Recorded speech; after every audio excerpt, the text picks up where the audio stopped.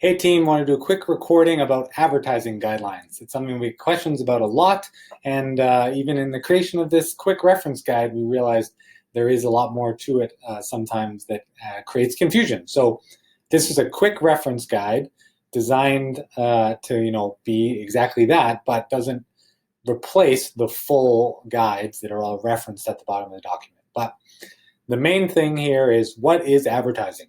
So does a social media post that you do count as advertising? Yes. Is a flyer that you drop off an advertisement? Yes.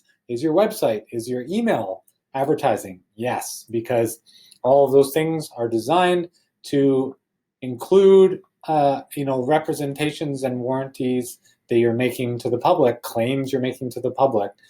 So that's the key element there. And these apply to not just us, it applies to every industry. There's advertising standards federally, provincially. Service Alberta governs it in Alberta, and there's some specific to our real estate industry. So we all know, if we learned anything from history, that advertising definitely needs laws, because there needs to be parameters around there to protect the public. So 4 key elements for you in your advertising. Your name, as registered with RECA, needs to be on all your advertising. Pretty simple. If you put a title, you have to include your license class as per RECA. So associate or associate broker. You can also, if you want to use realtor, you can use associate/realtor. The exception there is if you have a big advertisement piece where you have a flyer or something like that, and you have a big kind of message so for example, John Carter Realtor, John, your neighborhood realtor. You could do that as long as somewhere else on the advertisement it clearly stated your name, associate, and brokerage name. Third is your brokerage name, RE/MAX River City, in full, not just RE/MAX, not River City, not River City RE/MAX. It must state RE/MAX River City in all caps to comply with RE/MAX brand standards. And any printed materials and the like, and some digital, you need to include each office independently owned and operated. So that's not required on social media posts and the like. It's designed to be on printed materials because we're a franchise, and that's part of the franchise agreement. That's it. Tons of creativity outside of that, tons of flexibility. Just always send proofs to us to make sure that we're aware of it. We've approved it, and that protects you always. If you did get a complaint from a consumer or another industry member, and it's found to be offside, if we approved it, we'll cover those fines for you. If we didn't approve it, then you're going to have to pay any fines and sanctions brought on by the Realtors Association or by RECA. So there's a nice little handy checklist here of everything that you the most common pieces that you'll need to update to make sure are there, and few other things. So advertising awards or performance stats. So this is straight out of the Realtor Code 15.2. Any representation of performance, for example, RE/MAX awards, or you're the #1 at something, you must include the geographic area that you're referring to, i.e. Edmonton or a neighborhood or whatever, the relevant time frame, for example, 2020 year, or from this date to this date, and the source that you based it on. So typically it's based on MLS system stats for the Edmonton Realtors Association of Edmonton for the period 2020 as an example. So make sure that you're always running those past, and if you have any questions, feel free to contact us as well, and we can clarify that for you. Contest incentives.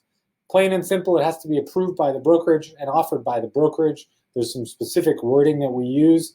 If you want to do various incentives, reach out to me and we'll confirm how you can hopefully structure those in a way that's compliant. Any unaddressed or addressed mail, for example, flyers, postcards, etc., need to include this disclaimer: not intended to solicit properties listed for sale or buyers under contract. That's it. All you have to do is put that on there somewhere and you're good to go. That is because you can't entice someone to break an existing agency agreement. So someone has their house for sale with another realtor, or in your case, another realtor can't send marketing material like a letter to them saying you should list with me instead. They have to include appropriate disclaimer, and it has to be like addressed bulk type mail. You can't target active properties for sale. So if you're ever doing flyer drops in an area and you see an active for sale sign on the property, do not put marketing on that property. RE/MAX brand standards. Lots of flexibility there as well. The importance here is ensuring brand continuity. We all get the benefit of the fact that consumers know who you are and have an instant level of trust and professionalism associated with the brand and that affiliation. So to maintain that, we need to maintain the brand standards. So you cannot alter the RE/MAX balloon logo or name typeface in any way. There's logos, specs, everything all saved in the Office Dropbox for that. Property signage, tons of options there, and lots of flexibility with horizontal, vertical signage, collections brand, commercial brand signage. So just see those appropriate pages in the brand standards manual. And then Miracle Home Miracle Agents, being part of the Stollery in Edmonton here and the Children's Miracle Network Hospitals partnership. You can use Miracle Home and Miracle Agent, and there's co-branded approved trademark images for those various organizations, CMN and the Stollery as well, that you can use under license. RE/MAX Collections. So if you have a luxury property that's classified for RE/MAX Collections purposes as twice the average price in our local market, so double the average. So general rule, that's about 900 to $1 million, depending on market ebbs and flows at any given time. But you would simply look at Realtors Association's most recent market reports on what the average price is in Edmonton for all residential. And if it's double that, you can use the luxury brand. And there's collection signage, branding, imagery, logos that you can all use for collections. Plus your listing will be promoted on the luxuries page of RE/MAX Collections.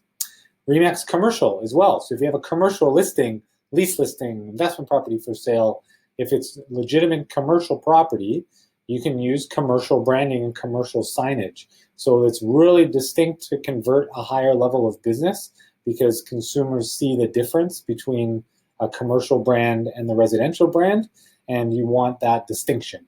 So it'll also include your listing on the commercial page on remax.ca that gets a lot of traffic.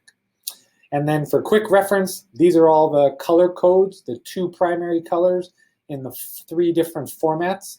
So if you're sharing it with a designer or something like that, you can give them this quick reference guide. And these codes are web, for example. If you're doing editing on software yourself, you can usually put in these codes and it will pull up the right colors automatically. So it's all nice and branded and matches.